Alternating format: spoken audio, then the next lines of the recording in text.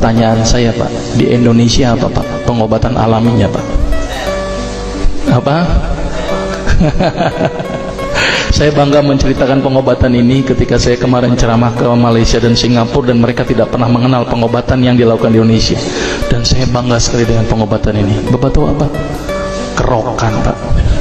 Dan saya bangga sekali, dan saya yakin tidak ada di Amerika, di Jepang, di Cina, saya yakin nggak ada di kerokan Pak. Dan saya bangga dengan kerokan. Mudah-mudahan tidak dipatenkan oleh Jepang lagi Pak, mudah-mudahan. Dan kerokan luar biasa loh Pak. Mohon maaf, di sini ada yang senang kerokan atau tidak? Ya. Banyak dokter bilang kerokan nggak bagus. Wah, bahaya itu, merusak pori-pori, bikin ketagihan macam-macam. Ini ketahuan dokternya nggak belajar kerok terapi ini ya. Saya ngomong kerokan dulu sebentar ya. Kerokan dulu penting menurut saya ini. Saya jangan sampai hilang nih kebudayaan kita ini. Saya kalau ke luar negeri bangga menceritakan ini. Mudah-mudahan di sini pun juga harus bangga dengan kerokan. Anak saya kalau sakitnya saya kerok. Anak saya kalau sakit itu saya kerok, saya tempelin bawang. Saya lebih senang dengan cara-cara alami. Saya cerita sedikit tentang kerokan. Kerokan ini ternyata diteliti oleh seorang peneliti dari Jepang. Orang Jepang datang ke Indonesia meliti perilaku binatang, tapi ternyata dalam penelitiannya itu dia melihat perilaku orang Indonesia aneh-aneh. Di Jepang orang gambar tato wajar, tapi orang Indonesia gambar tato tengah bolong hari di punggungnya, kan bingung mereka. Ini ada apa ini, orang Indonesia kok gambar tatoan seperti ini? Ditanya, ini bukan tato, ini adalah pengobatan. Emang dasar orang Jepang tuh kalau ada yang aneh-aneh langsung diteliti. Akhirnya diteliti itu orang yang dikerok sama orang yang sebelum dikerok, diambil darahnya, dilihat dengan mikroskop, ternyata makrofag orang yang dikerok itu lebih aktif dalam makanin kuman.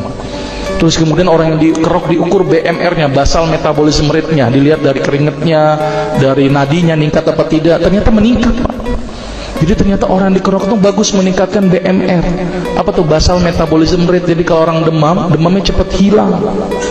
Orang yang nggak selera makan jadi selera makan. Luar biasa itu penelitiannya. Tapi ada syaratnya Pak, ini yang cukup penting. Ternyata ini ngomong kerok nggak apa-apa ya, sedikit ya. Kerokan tidak boleh menggunakan logam. Itu yang bikin jelek Pak. Pakai apa dok? Bawang merah. Orang bilang nggak terasa, bodoh amat, yang penting bawang merah. Yang kedua, ini cukup penting, kerokan tidak berpatokan kepada gosong Pak. Selama ini kita kalau kerokan kan kalau belum gosong belum pindah-pindah kan, kerok terus baru pindah lagi kan, ini nggak bener ini Pak.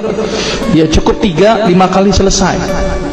Yang ketiga, selama ini kita kerokan tuh asal-asalan Pak, asal gambar tulang ikan jadi kan gitu kan.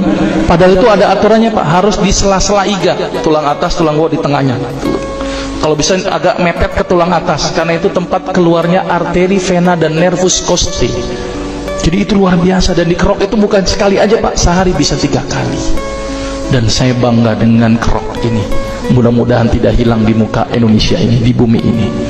Sepakat Pak kerokan? Ya, saya kalau siap ceramah-ceramah saya tampilkan kerokan terus.